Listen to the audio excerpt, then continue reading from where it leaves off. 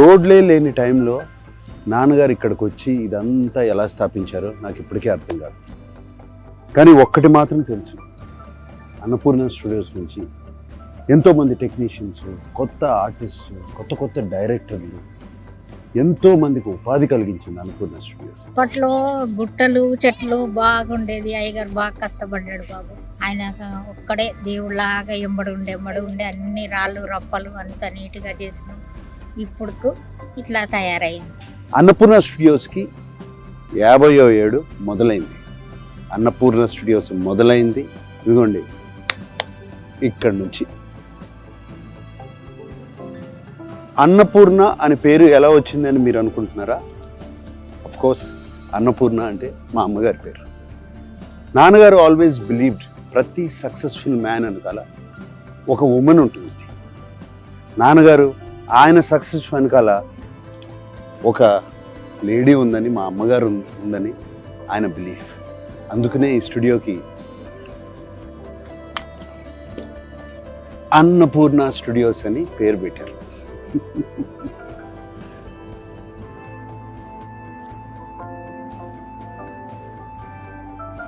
అన్నపూర్ణ స్టూడియోస్కి వచ్చినప్పుడల్లా అమ్మగారు నాన్నగారు ఇక్కడే ఉన్నట్టు అనిపిస్తుంది. అన్నపూర్ణ స్టూడియోస్లో ప్రతి ప్లేసు వాళ్ళ ఫేవరెట్ ప్లేస్.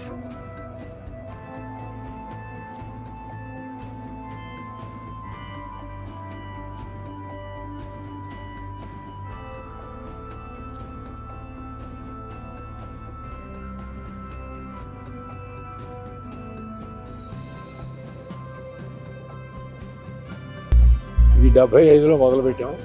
76 14వ తారీఖు ఓపెనింగ్ డే. రాష్ట్రపతి ఫక్రుద్దీన్ ఆలీ అహ్మద్ గారు వచ్చారు, భార్యాభర్తలు అది ఓపెన్ చేశారు.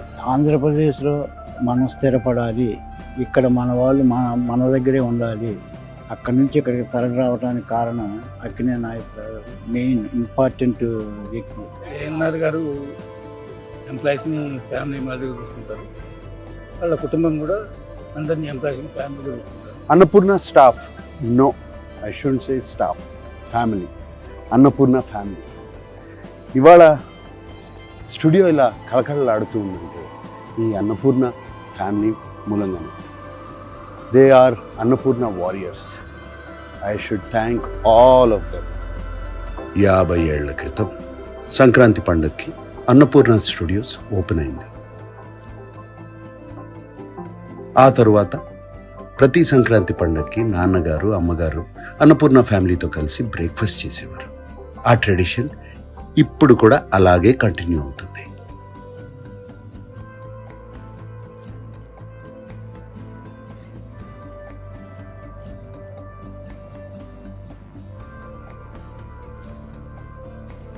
లైఫ్లో నాన్నగారు ఒక పెద్ద ఇన్స్పిరేషన్. నాకే కాదు, మా పిల్లలకు కూడా. మా ఫ్యామిలీ ఒక్కరికే కాదు, నేను బయట చాలామందిని కలిసినప్పుడు నాన్నగారి గురించి ఎంతో పాజిటివ్గా మాట్లాడతారు.